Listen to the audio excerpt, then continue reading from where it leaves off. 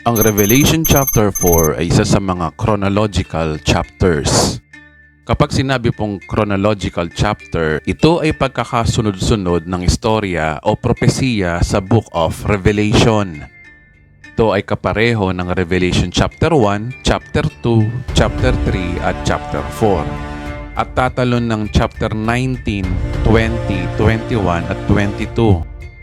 Ang chapter 4, chapter 19 hanggang 22 ay hindi pa natin napag-aaralan sa ngayon. Layunin ng channel na ito na talakayin ang eschatology sa mabagal na paraan man, pero siguradong ito ay accurate at na-harmonize sa scriptures. Kaya po ito mahaba dahil ayaw po namin ang mga minadaling pag-aaral. Kaya kaibigan, kung matyaga ka mag-aaral at hindi sarado ang pag-iisip, ipagpapatuloy mo ang pag-aaral sa videong ito. Bago tayo pumasok sa pag-aaral ng Revelation chapter 4, dapat muna nating pagtibayin ang pag-aaral sa pre-tribulation rapture. Gaya na napag-aralan natin sa part 3, ang rapture ay tatiming bago mag 7 years of tribulation. Sa madaling salita, sa videong ito, ating patutunayan na ang pre-tribulation theory ang tamang view to harmonize the eschatology studies.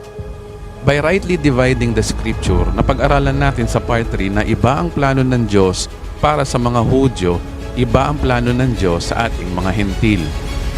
At ang rapture na ito ay nireveal lamang kay Apostol Pablo na siyang tinawag para sa ating mga Hentil ayon sa rightly dividing the dispensation.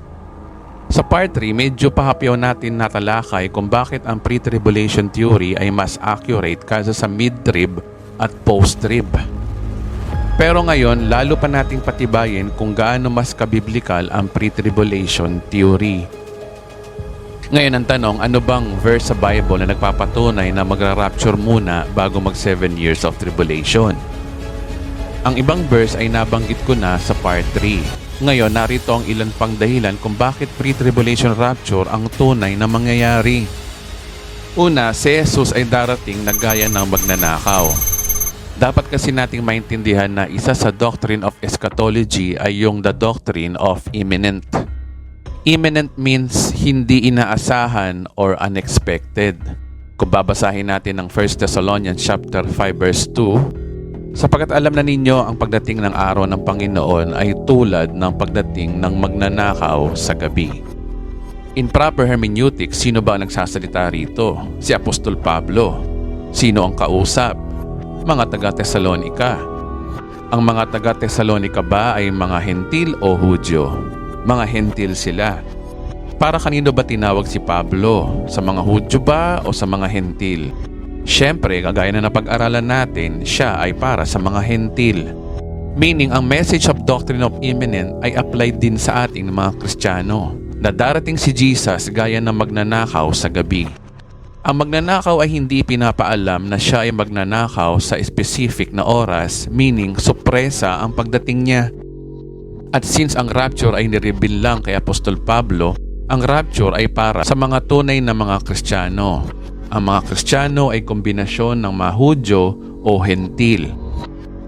Meaning, ang rapture ay hindi inaasahan, walang nakakaalam, hindi mahuhulaan. Ngayon, narito ang idea na kakancel sa mga naniniwala sa mid-tribulation theory at post-tribulation theory. Ayon sa Daniel 9:27 na siyang napag-aralan natin sa part 1, ang 7 years of tribulation ay magsisimula kung saan ang Antikristo ay magkakaroon ng covenant sa Israel sa loob ng 7 years. Kung babasahin uli natin, ang pinunong ito'y gagawa ng isang matibay na pakikipagkasundo sa makapanlatao sa loob ng 7 taon. Pagkaraan ng 3 taon at kalahati, pipigilin niya ang paghahandog, itataas niya sa templo ang kalapastangan ng walang kapantay at mananatili siya roon hanggang sa ang naglagay sa kanya ay parusahan ng Diyos ayon sa itinakda sa kanya. So yung pinuno diyan ay ang Antikristo at makikipagkasundo siya sa Israel sa loob ng 7 taon. Wala lang tayong malinaw na description na kung anong kasunduan ito since ito ay future events. Since we are living in modern times, ang treaty na ito ay masasaksihan daw ng marami. Meaning, ang treaty na ito ay masasaksihan sa mainstream media, social media, at government media. na ang Antikristo ay makikipagkasundo sa Israel sa loob ng 7 taon. Ngayon, halimbawa, kung ang rapture ay mangyayari sa middle of tribulation, dahil ang middle of tribulation na ito ay mangyayari after 3.5 years mula sa Antichrist-Israel Treaty, magbibilang lang ako ng 3.5 years sa aking kalendaryo at malalaman ko na kung ilang taon, ilang buwan at ilang araw bago mag-rapture. Meaning madali ko mahulaan ang rapture kaya hindi na siya thief in the night sa akin dahil nahulaan ko na kung kailan magra-rapture. Gayon din ang mga naniniwala sa post-tribulation theory. Kung ang rapture ay mangyayari after 7 years of tribulation mula sa petsa ng Antichrist-Israel Treaty, bibilangin ko to sa aking kalendaryo ng 7 years, alam ko na kung kailan magra-rapture. Mahuhulaan ko na ang rapture. Meaning madali ko mahuhulaan ang rapture kaya hindi na siya thief in the night sa akin dahil nahulaan ko na kung kailan magra-rapture. At dahil nahulaan ko na kung kailan ang rapture, lumalabas na sinungaling ang Bible na wala raw nakakaalam ng pagdating ng Panginoon. Kaso ang Bible po ay hindi sinungaling. Ang sinungaling dito ay yung maling theory. Kaya sablay talaga ang mid-trib at post-tribulation theory. Kaya nga kung ang rapture ay mangyayari muna bago mag 7 years of tribulation, hindi ito mahuhulaan. Walang clue, walang nakakaalam, gaya talaga ng magnanakaw sa gabi. Kaya ito ay harmonize sa scripture. Kaya ito ay isa sa dahilan kung bakit mas tama ang pre-tribulation theory. Hinaharmonize nito ang scriptures, walang binabanggang verse. Ngayon, pangalawang dahilan kung bakit rapture muna bago tribulation age ay yung si Kristo ang ating tagapagligtas sa darating na puot ng Diyos. Kung babasahin natin ang 1 Thessalonians chapter 1 verse 10, siya ay muling binuhay na magbabalik mula sa langit at magliligtas sa atin sa darating na puot ng Diyos. Ang liwanag sa verse na yan na si Jesus ay magbabalik mula sa langit, na siyang magliligtas sa atin sa darating na puot ng Diyos. Ang puot ng Diyos na sinasabi diyan ay yung mangyayari during tribulation age. Ang 7 selyo, ang 7 trompeta, ang 7 mangkok ng puot ng Diyos ay tumutukoy sa puot ng Diyos. Meaning, hindi natin dadanasin ang puot ng Diyos dahil ayaw ni Kristo na danasin natin ang puot ng Diyos. Siya ay magbabalik para tayo iligtas sa puot ng Diyos na ito. Kaya magra-rapture po muna bago mag 7 years of tribulation. Ang ikatlo, ang Kristiyano ay hindi nakatakdang mapahamak. Kung babasahin natin ang unang Thessalonica chapter 5 verse 9, hindi tayo pinili ng Diyos upang parusahan, kundi upang iligtas sa pamamagitan ng ating Panginoong Hesukristo. Maliwanag sa verse na yan na tayong mga Kristiyano kailanmay hindi tayo pinili ng Diyos na mapahamak o maparusahan. Mahal na mahal tayo ng Diyos, tayong kanyang iglesia. Kahit sa araw-araw na buhay natin, hindi nais ng Diyos na tayo ay maghirap. Ayon sa 2 Corinthians chapter 8 verse 9, si Kristo ay naghirap para tayo ay managana. Isa po yan sa finished work of Christ. So bakit kailangan pa natin maghirap? Ngayon, kung ang ating araw-araw na pamumuhay ayaw ng Diyos na tayo ay maghirap, gaano pa kaya yung buong iglesia niya sa buong mundo ay paghihirapin pa niya? Remember, si Jesus ay Savior. Kaya anong sense para hindi niya tayo alisin dito sa mundo kapag dumating na ang tribulation period na ito?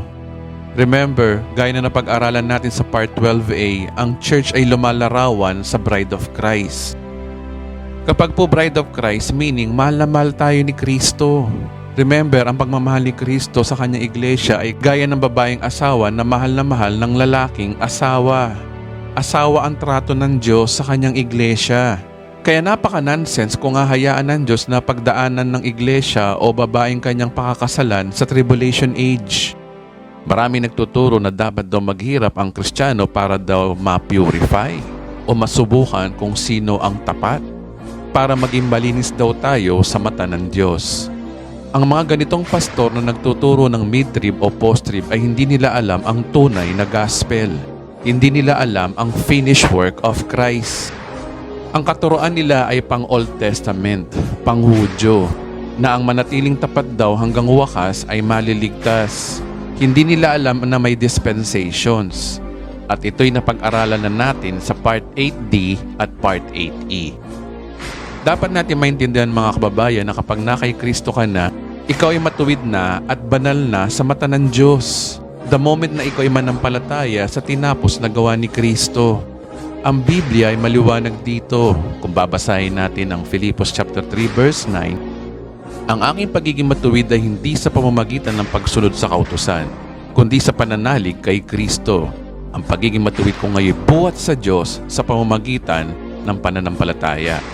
At sinabi rin sa Romans 4:5, ngunit ang hindi nananalig sa sariling mga gawa kundi sumasampalataya sa Diyos na nagpapawalang sala sa makasalanan ay itinuring na matuwid ng Diyos dahil sa kanyang pananampalataya. Sa 2 Corinthians 5:21, hindi nagkasala si Kristo ngunit dahil sa atin, siya ay tinuring na makasalanan upang sa pamamagitan niya ay maging matuwid tayo sa harap ng Diyos. Hebreo 10:10, sa pamamagitan ng kalooban niya tayo'y ginawang banal sa pamamagitan ng pag-alay ng katawan ni Kristo magpakailanman. Napakalinaw ng bagong tipan sa mga verses na yan nagpapatunay na naging banal o matuwid na tayo dahil sa gawa ni Kristo, hindi sa gawa mo. Dahil sa pananampalataya sa ginawa ni Kristo, ang iglesia ay naging banal na sa harapan niya. Meaning, dahil sa work ni Christ, kaya tayo naging banal at sapat na po yun. Ang iglesyang binabanggit dito ay yung tunay na mananampalataya sa mata ng Diyos, hindi sa mata ng tao. Kaya sa mga verses na yan, isang malaking sampal sa mga nagtuturo ng mid-trib at post-tribulation theory na kailangan daw dumaan ang Kristiyano sa tribulation age para ma-purify daw tayong mga Kristiyano.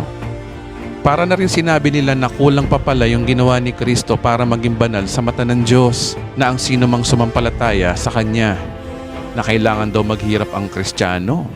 Gustong-gusto nilang maghirap ang mga Kristiyano. Ngayon, bakit ganun ang turo nila? Dahil maling gospel ang natutunan nila. Perverted gospel ang pinaguhugutan nila. Kaya kung full grace ang gospel mo, kaibigan, hindi mahirap sa iyo paniwalaan na tayong mga mananampalataya ay rarapturin muna bago mag-tribulation age. Na walang dahilan si Kristo para manatili ang kanyang bride sa tribulation age. Ngayon balik tayo sa Revelation chapter 4. Again, ang Revelation chapter 4 ay isa sa chronological chapter na nabanggit ko kanina.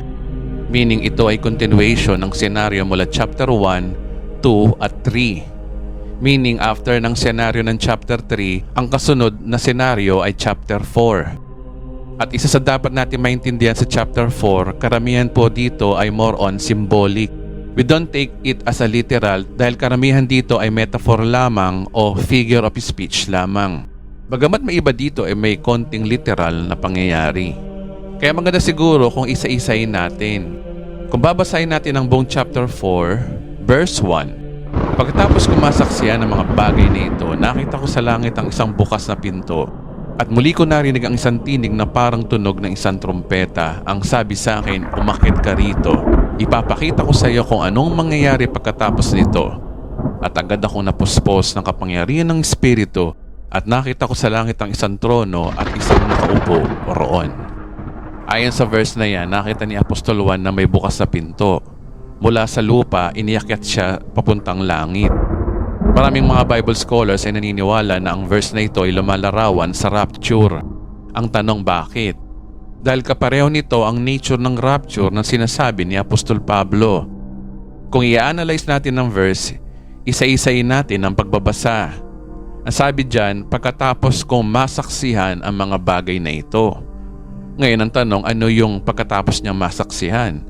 Remember, bago mag chapter 4, may chapter 3 at may chapter 2. Kaya ang chapter 2 and chapter 3 ay yung sinasabi niyang matapos niyang masaksihan. Kaya contextually ito ay chapter 3 at chapter 2. At ayon sa napag-aralan natin sa part 2 na ang Revelation chapter 2 at 3 ay propesya ng church age. Ang mangyayari sa church from 95 AD hanggang sa panahon natin ngayon. Kaya ang statement na yan ay pinapakita na after ng church age ay rapture, which is ito nga yung sinasabi ng Revelation chapter 4 verse 1 and 2. At sabi diyan, nakita ko sa langit ang isang bukas na pinto. Remember, kapag sinabing bukas na pinto means open opportunity. It is a figure of speech noong ancient Greeks, meaning isang open opportunity na binuksan ng Diyos after ng church age. Ano yung pintuan na ito? Ang sabi diyan, sa langit.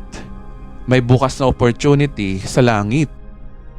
Ngayon ang tanong, ano tong opportunity na to? Ipagpatuloy po natin ang pagbabasa.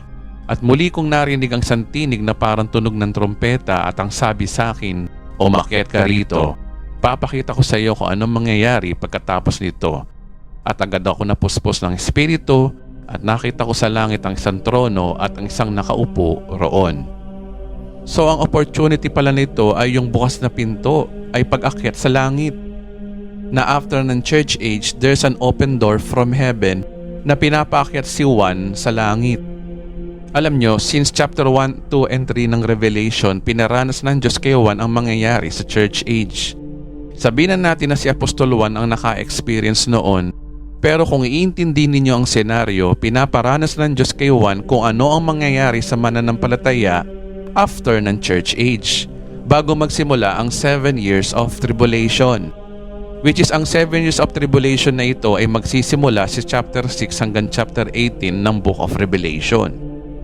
Kaya sa chapter 4 ay patuloy na pinaparanas ng Diyos kay Juan yung mangyayari sa church, which is ito nga yung pag-akyat ng church sa langit. Ngayon ang sabi sa verse na yan, at muli kong narinig ang isang tinig na parang tunog ng isang trompeta. Ngayon, familiar ba kayo sa senaryo na yan na ang pag-akyat sa langit ay sa pamamagitan ng espiritu at may tunog ng trompeta? Ang sabi diyan yung trumpet voice, isang sigaw na tunog ng trompeta. Well, kung babasahin natin ang verse tungkol sa rapture na binabanggit na Apostol Pablo, ganito rin ang senaryo. 1 Thessalonians 4 verse 16 to 17, sapagkat ang Panginoon mismo ay bababa mula sa langit na may isang sigaw, may tinig ng arkanghel at may trompeta ng Diyos. At ang mga namatay kay Kristo ay babangon muna. Pagkatapos tayo mabubuhay na natitira ay aagawin kasama niya sa ulap upang salubungin ng Panginoon sa papawirin. At sa gayon makapiling natin ng Panginoon magpakailanman. Ang salitang aagawin diyan sa Grego ay harpazo, means cut off or hilahin pataas. At sa Latin naman ay rapere o rapturo. Kaya dyan kinuha ang salitang rapture sa Ingles. Kaya ang rapture ay nasa Biblia talaga. Kaya kung tatanungin nyo ako kung ang rapture ay nasa Bible, ito po ang ating ebidensya. Ito ay kung masipag lang po talaga tayong mag-aral. At kung mapapansin nyo sa verse na yan na ang rapture ay may trompeta at may sigaw o boses. Sinabi din ang word na trumpet and voice, kapareho ng na-experience ni Juan. Ngayon balik tayo sa Revelation chapter 4. Ang sabi diyan, umakyat ka rito, ipapakita ko sa iyo kung anong mangyayari pagkatapos nito. Ang salitang umakyat dito ay umuugnay sa rapture. Ngayon ang tanong, meron ba sa Bible na senaryo ng rapture na may tinig sa langit na nagsasabing umakyat ka rito? Well, ayon sa napag-aralan natin sa part 8a, ang dalawang saksi na si Moses at Elijah ay papadala ng Diyos during sa first 3.5 years ng tribulation age. Sa middle of tribulation, papatayin sila ng Antikristo at sila ay hindi palilibing ng Antikristo sa kalye ng Jerusalem. Then after 3 days, sila ay bubuhayin ng Diyos. Ngayon, ganito ang mangyayari sa kanila. Kung babasahin natin ang Revelation 11:12, narinig nila isang malakas na tinig mula sa langit na nagsasabi, umakyat kayo rito.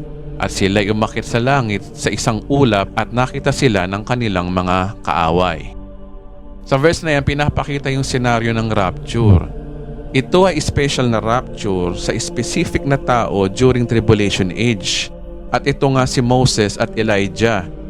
At ito yung napag-aralan natin sa part 8a. Ngayon, i-analyze natin.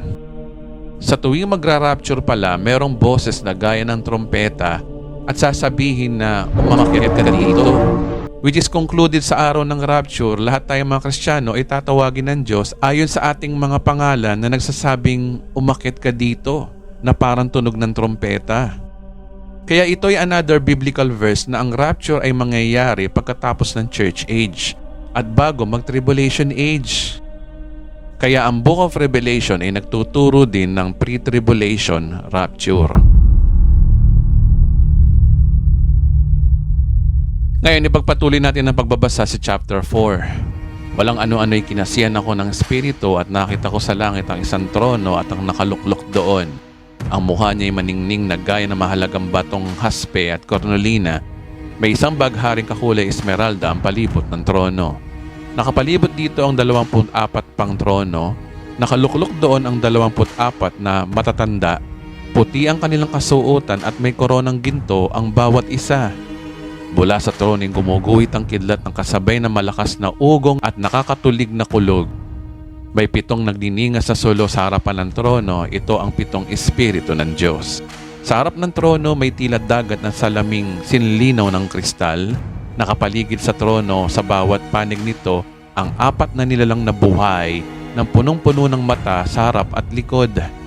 Katulad ng leon ng unang nilalang na buhay, katulad naman ng baka ang pangalawa, may mukhang katulad ng tao ang pangatlo, at katulad ng agilang lumilipad ang pang-4. Tig-6 na pakpak ang 4 na nilalang na buhay, at tadtad ng mata ang bawat isa sa loob at labas. Walang tigil ang pag-aawit nila araw-gabi. Banal, banal, banal ang Panginoong Diyos na makapangyarihan sa lahat. Ang Diyos ng nakaraan sa kasalukuyan at siyang darating. At habang umaawit sila ng papuri, parangal at pasasalamat sa nakaluklok sa trono, ang nabubuhay magpakilanman ang 24 na matatanda na may nagpapatira pa sa harap ng trono at sinasamba ang nakaluklok doon. Inialay nila ang kanilang korona sa harapan ng trono at sinasabing, Aming Panginoon at Diyos, karapat dapat kang tumanggap ng papuri, paggalang at kapangyarihan, pagkat ikaw ang lumalang ng lahat ng bagay at gayon ang iyong kagustuhan, sila'y nilalang mo at pinananatili. Malinaw sa verse na yan ang senaryo sa kalangitan, ang trono ng Diyos, ang anghel na nagbabantay sa kabanalan ng Diyos. Di ko na po isa-isayin ng mga verses, pero maliwanag ang senaryo ayon sa pagkakabasa natin. At mapapansin nyo diyan ay yung 24 na matatanda. Sila ay may korona at ang kanilang korona ay inialay din nila sa nakaluklok sa trono. Sino ang mga taong ito? At anong ibig sabihin ng pagluhod nila at pag-alay ng kanilang korona? Well, marami mga espekulasyon ng mga theologians kung sino ang 24 elders na ito. May nagtuturo na ang 24 elders daw na ito ay mga anghel, ngunit hindi po ito totoo.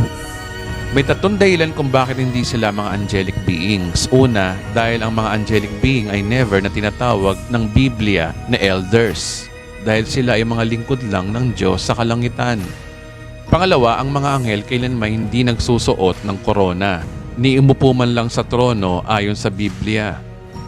Pangatlo, yung white robes sa Book of Revelation are always reserved for the saints. Kapag white robes, laging mananampalataya ang tinutukoy dito. Kung babasahin natin ang Revelation chapter 9 verse 8, And to her, which is yung bride of Christ o yung church, granted that she should be arrayed in fine linen, clean and white, for the fine linen is the righteousness of the saints. Ang kasintahang babae diyan ay yung bride of Christ. Ito ay ang church na nabanggit natin sa part 12a. Sabi diyan, ang church daw ay nabihisan ng puting lino, na ang puting linong ito ay sumasagisag sa kabanalan ng church na ito. Remember, tayo ay binihisan lamang ng ating Panginoong Hesus. Naging banal tayo dahil kay Kristo. Ngayon, sino ba talaga itong 24 elders na ito? Majority ng mga Bible scholars ay ito yung 12 tribes of Israel at 12 disciples of Jesus Christ. Ito ay symbolize ng the believers in Christ from Old Testament and New Testament. Kaya ang 24 elders diyan ay yung mga mananampalataya kay Kristo, meaning these are the believers in all dispensations. At ako po ay naniniwala dito. Ito ay totoo dahil ang 12 tribes of Israel at 12 apostles of Jesus ay nabanggit din sa Revelation chapter 21. Dahil ayon sa context ng Revelation 21, pinapakita doon ang New Jerusalem. Makikita natin doon na ang pangalan ng 12 tribes of Israel ay nakasulat sa pintuan ng syudad.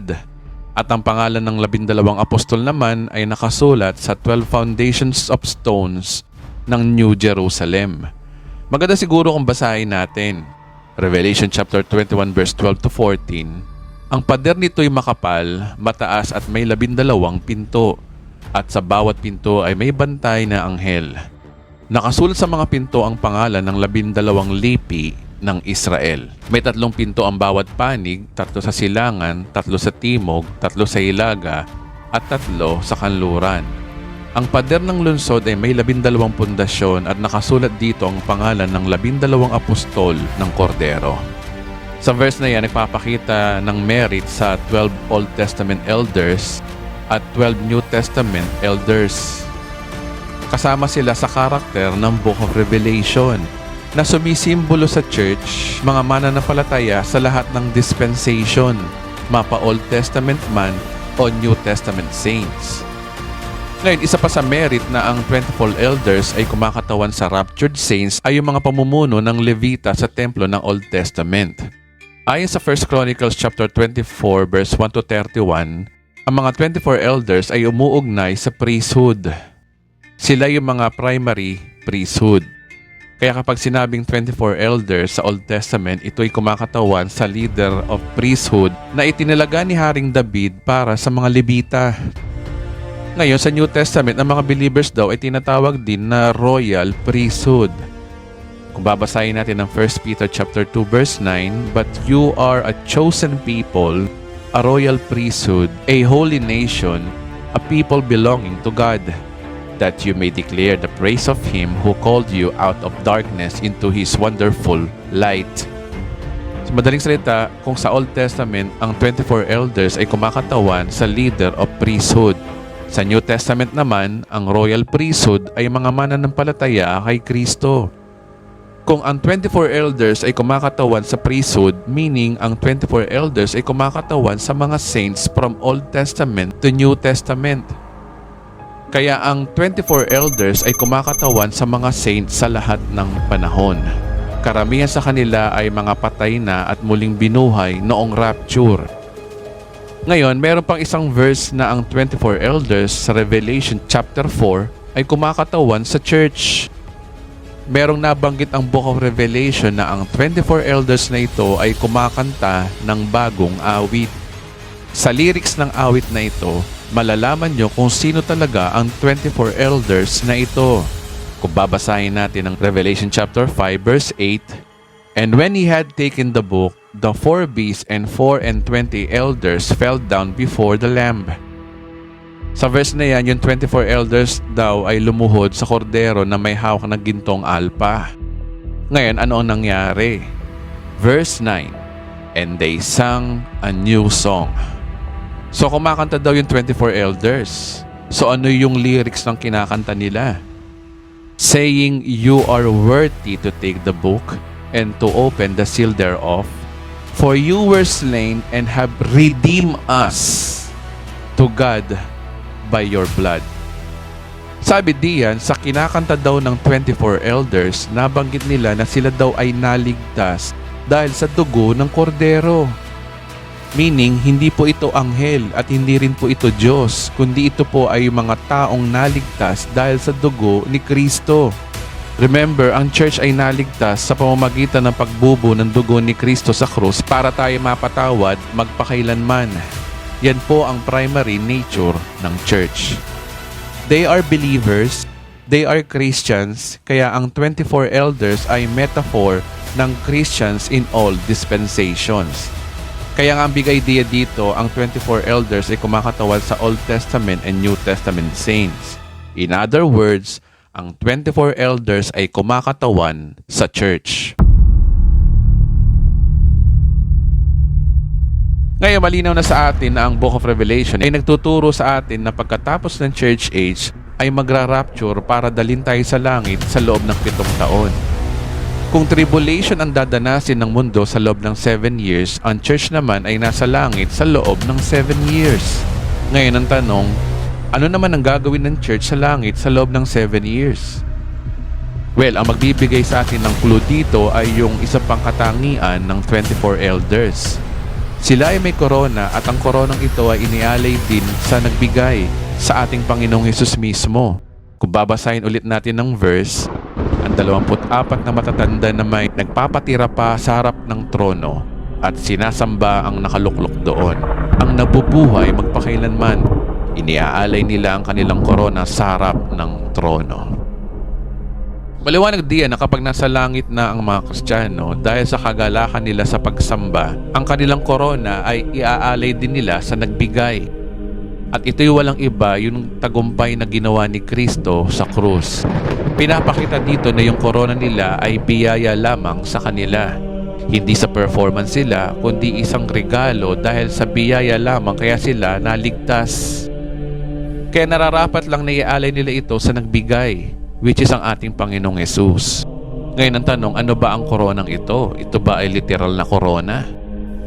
Meron bang tinuturo ang New Testament na yung na kay Kristo ay tatanggap ng putong o korona? Well, dito papasok yung tinuturo ni Apostol Pablo about sa Bema Judgment. Kung babasahin natin ang Romans chapter 14 verse 10, "But why dost thou judge thy brother? For we shall all stand before the judgment seat of Christ." 2 Corinthians 5:10, "For we must all appear before the judgment seat of Christ, that each one may receive what is due to him for the things done while in the body, whether good or bad." Sa verse na yan, meron palang judgment seat na kung saan naharap tayo kay Kristo. So anong klaseng judgment ba ito? Ito ba'y judgment para dalhin tayo sa impyerno or ibang judgment ang sinasabi dito? Well, para hindi po tayo ma-confuse, merong judgment na harapin ng tao sa eternity ayon sa bagong tipan. Una, yung judgment for the unbelievers. Pangalawa, yung final judgment for the unbelievers. Pangatlo, yung judgment for the believers. Ngayon, isa-isayin natin. Una, yung judgment of the unbelievers. Kapag ang isang tao ay namatay, pagkamatay niya ay paghuhukom agad. Ang sabi ng Biblia, itinakda sa mga tao na minsan lamang mamatay at pagkatapos ay ang paghuhukom. Sa verse na yan, kapag ang tao pala ay namatay, haharap ito agad sa Diyos na para hukuman. Diretso judgment agad ang kaluluwa niya. Kaya hindi po totoo yung sinasabi ng mga Katoliko na kapag ang tao daw ay namatay, gagala-gala pa daw sa loob ng 40 days. Yun po ay hindi totoo. Dahil sinabi na ng Biblia na kapag ang tao namatay, ang kaluluwa niya ay haharap agad sa Diyos para husgahan. Sumunod yung final judgment of the unbelievers. Darating ang panahon na bubuhayin muli ang mga unbelievers. Magkakaroon sila ng laman at buto at hindi mamamatay. Para sila ay itapon sa dagat-dagatang apoy na siyang pangalawang kamatayan. Ito'y nasusulat sa Revelation chapter 20 verse 11 to 15. Di ko na ito i-discuss dahil ang mahalaga, alam na natin na 2 beses palang huhusgahan ang mga unbeliever. More on this topic ay pag-uusapan natin sa part 15. Ngayon yung pangatlo, judgment for believers. Ngayon, since ang tao ang sinasabi dyan, kasama ba ang mga mananampalataya na uhusugahan pagkatapos din niya mamatay? Ngayon, ang good news at isa sa sinasabi ng tunay na gospel po ay hindi. Basa, Romans 8:1. Kaya nga hindi nakakatulang maparusahan ang mga nakipag-isa na kay Kristo Jesus. Sa unang verse, nagpapakita na ang nakipag-isa na kay Kristo ay hindi nadadanas ng paghatol. Sa katunayan, kapag namatay ang isang Kristiyano, diretso agad ng langit. Wala nang hatol-hatol. Basa, John 5:24. Sinasabi ko sa inyo, ang nakikinig sa aking salita at nananalig sa nagsugo sa akin ay may buhay na walang hanggan. Hindi na siya hatulan kundi inilipat na sa buhay mula sa kamatayan. Baliwanag sa bibig mismo ng ating Panginoong Hesus na yung mga nananalig sa Kanya ay may buhay na walang hanggan agad. Hindi na raw siya hatulan kundi nailipat agad siya sa buhay na walang hanggan. Ibig sabihin, buhay pa siya, nasa langit na ang kaluluwa niya. Kaya mapalad talaga yung na kay Kristo na, wala nang paghatol. Ang judgment para sa mga believers ay hatulan batay sa ating mga gawa. Hindi para husgahan kung pupunta ba tayo sa impyerno o sa langit, kundi babayaran ng Diyos ang ating mabubuting gawa alang-alang kay Kristo. Ngayon, intindihin po natin ang verse. Sapagkat bawat isa ay haharap sa hukuman ni Kristo upang tumanggap ang kaukulang ganti sa kanyang ginawa. Mabuti man o masama, nang siya'y nabubuhay pa sa daigdig na ito. Una, tingnan muna natin sa salitang Grego o sa original translation ng salitang judgment seat na sinasabi diyan. Ang salitang judgment seat diyan ay original sa salitang Grego na bema, means from the base of step or platform. Para maging malinaw, ito ang larawan ng bema platform sa Korinto noong panahon ni Apostol Pablo. Ito ay mga step platform na sinasabi ni Apostol Pablo na bema judgment. At dito kinuha ng mga Olympic Games ang paraan ng kanilang paghatol sa mga nanalong kalahok. Pagpapakita na ang judgment seat of Christ ay hindi po paghatol na gaya ng nasa korte. Sa korte, kapag nahatulan ka, ikaw ay paparusahan. At ito nga yung mangyayari sa mga unbelievers. Pero sa mga believers, ibang judgment ang mangyayari. Judgment na pang-Olympic, meaning ang paghatol na mangyayari sa mga nakay Kristo ay para sa reward. It is awarding ceremony gaya na nangyayari sa Olympics. Kaya ang sabi diyan, upang tumanggap ng kaukulang ganti sa kanyang ginawa, mabuti man o masama, nang siya'y nabubuhay pa sa daigdig na ito. This is exactly bema judgment is. Kaya maraming verse sa New Testament na ang buhay Kristiyano ay umahalin tulad sa karera o sa isang journey. At may gantimpala sa mga gumagawa ng mabuti. Ang gantimpalang ito ay yung sinasabi na victor's crown.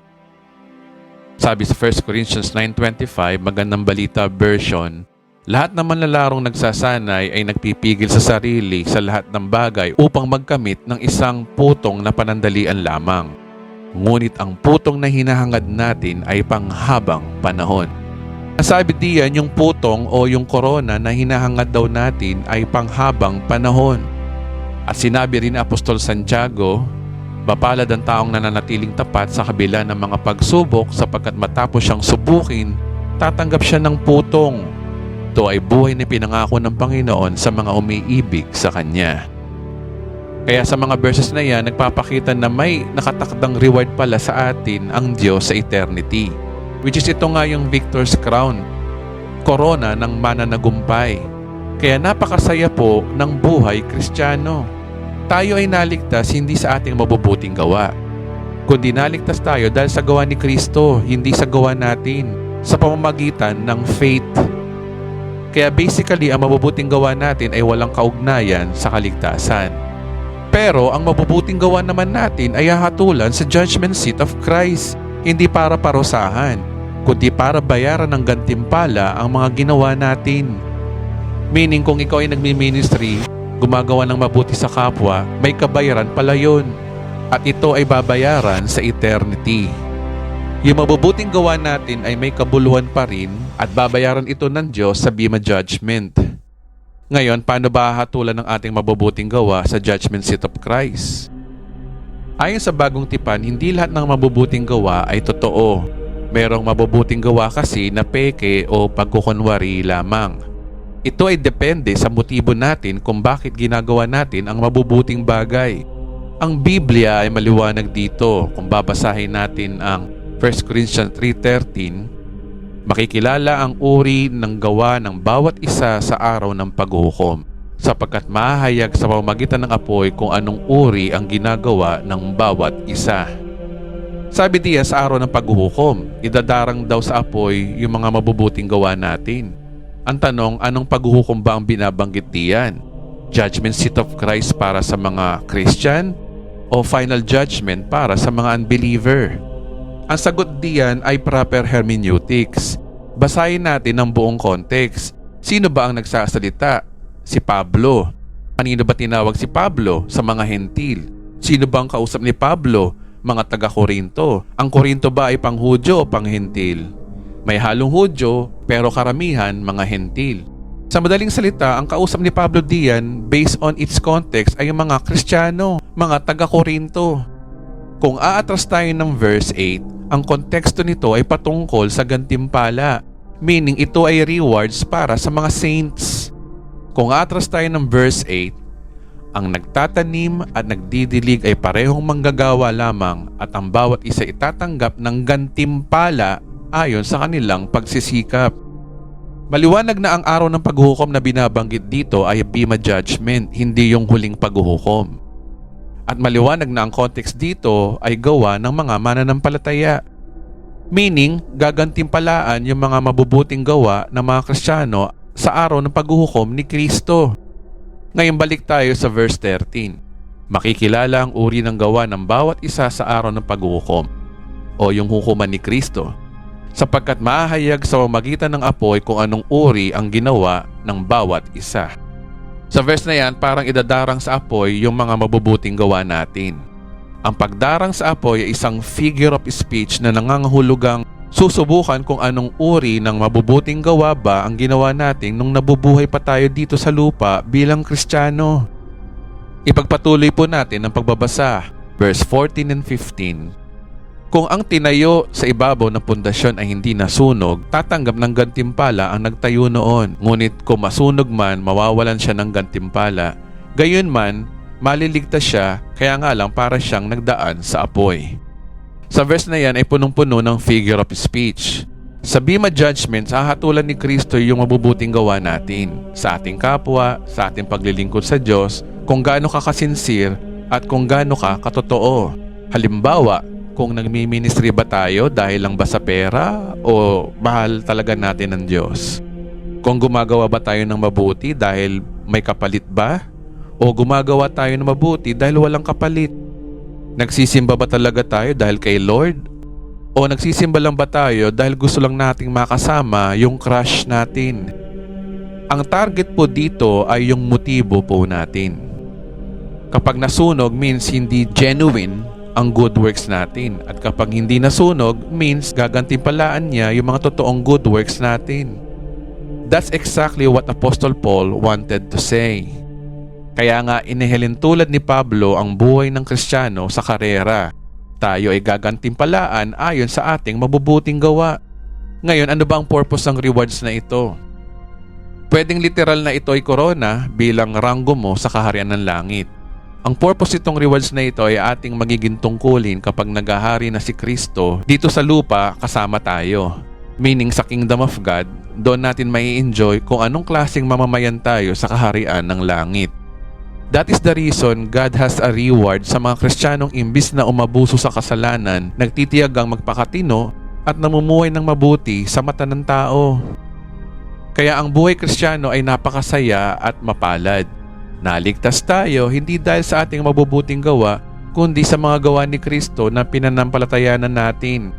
Ngayon, bagamat walang counted ang ating good works dito sa lupa, pero sa future, sa eternity, specifically sa millennial kingdom ni Jesus, doon mo mai enjoy yung rewards na ipinangako ng ating Panginoong Yesus. Ngayon, kung babasahin natin ang Revelation chapter 22 verse 12, at sinabi ni Jesus, makinig kayo, darating na ako, dala ko ang gantimpalang ibibigay sa bawat isa ayon sa kanyang ginawa. Ang linaw ng verse, may pangako si Kristo sa mga good works natin. Kaya mapalad yung mga Kristiyanong imbis na umabuso sa kasalanan, ay patuloy na gumagawa ng mabuti. Ngayon ang big idea sa pag-aaral natin ngayon, malinaw na after ng church age, magra-rapture muna talaga at dadalhin tayo sa langit for Bema Judgment.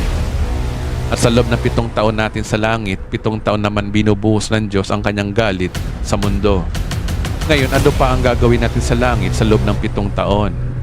Alam kong marami po kayong tanong, ipagpapatuloy po natin ito sa part 12C.